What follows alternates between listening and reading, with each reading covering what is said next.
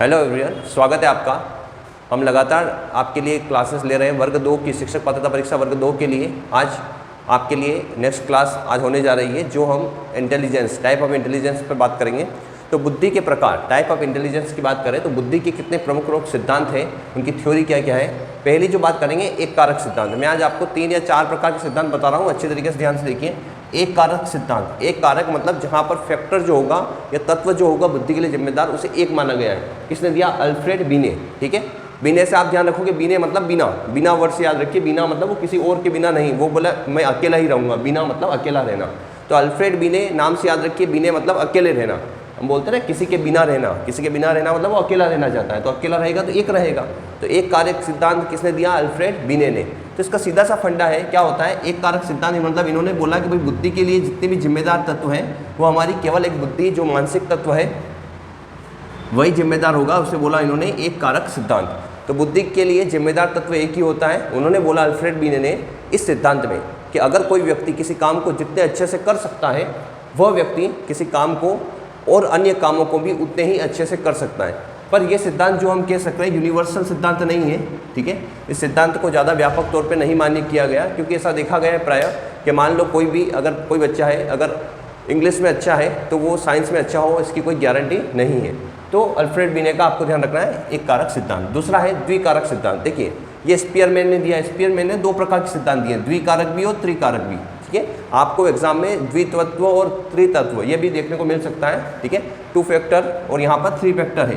तो यहाँ पर द्विकारक और त्रिकारक दोनों ही किसने दिए? स्पीयरमैन ने। ठीक है, तो स्पीयरमैन जो है आप ऐसे याद रख सकते हो, स्पीयरमैन जो है उसने 2 और 3 दोनों है ना, 2 और 3 स्पीयरमैन की क्या याद रख सकते हो आप? 2 और 3 दोनों, 2 और 3 दोनों ही स्पीयरमैन के हैं। ठीक है, स्पीयरमैन के 2 और 3 दोनों ही फैक्टर है। पहले में उसने बोला GS। ठीक है, जी का फॉर्म होता है जनरल एबिलिटी होगी, जिसे हम सामान्य तत्व भी कह रहे हैं।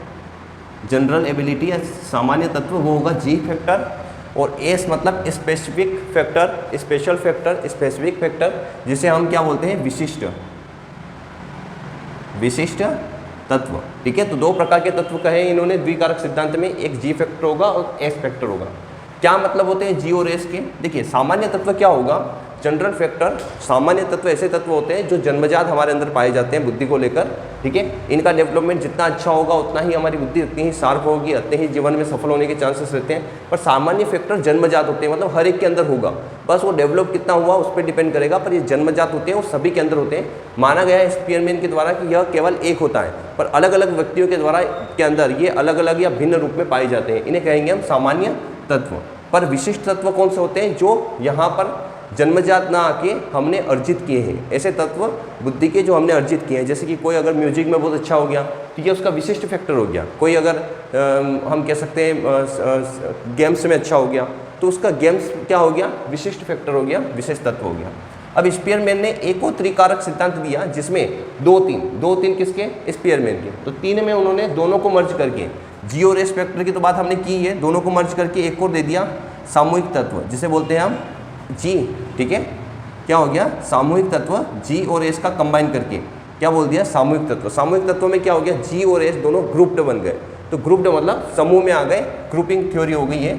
तो इन्होंने दोनों को कंबाइन करके एक और सिद्धांत दे दिया। उन्होंने कहा कि ये दोनों अलग अलग नहीं चल सकते, तो इन दोनों के बीच में जितना अच्छा तालमेल होगा, ग्रुपिंग होगी, इन दोनों में संबंध होगा, वही हमारे बुद्धि को बनाएगा।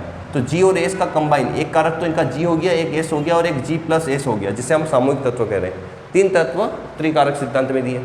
अब बात करेंगे बहुकारक सिद्धांत की। बहुकारक सिद्धांत किसने दिया? थॉर्नडाइक ने। ठीक है, थॉर्नडाइक। भाई डाइक से आप याद रखो, डाइट जिसकी ज़्यादा है, डाइक से डाइट किसकी ज़्यादा है? जो बहुत सारा खाता है। कौन खाता है बहुत सारा? थॉर्नडाइक। तो थॉर्नडाइक का कौन सा है? थॉर्नडाइक का बहुकारक सिद्धांत। इन्होंने जो सिद्धांत दिया उसमें बहुत सारे तत्व बताए। इन्होंने बोला बुद्धि को केवल एक तत्व फैक्टर या अफेक्ट नहीं करते, बहुत सारे फैक्टर अफेक्ट करते हैं। ठीक है, कोई बच्चे किसी सब्जेक्ट में अच्छा है तो दूसरे में कमजोर हो सकता है, तीसरे में अच्छा हो सकता है, चौथे में कमजोर हो सकता है। तो ढेर सारे फैक्टर बता दिए इस तरीके से, जैसे कि एक परमाणु के अंदर बहुत सारे क्या होते हैं?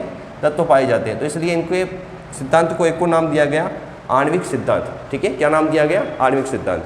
तो इस तरीके से हमने 4 सिद्धांत की बात करी आज। एक कारक अल्फ्रेड बीने का, ठीक है, दूसरा द्विकारक किसका? स्पीयरमैन का, तीसरा है त्रिकारक, वो भी स्पीयरमैन का है, और चौथा है बहुकारक सिद्धांत, जो किसका है, थॉर्नडाइक का। चारों सिद्धांत को आपको अच्छे से पढ़ना है। आगे के सिद्धांत हम नेक्स्ट क्लास में कवर करेंगे। उम्मीद करता हूँ आपको क्लास अच्छी लगी होगी। इसे शेयर करें, ज़्यादा से ज़्यादा लोगों को इस क्लास से जोड़ने का प्रयास करें। धन्यवाद।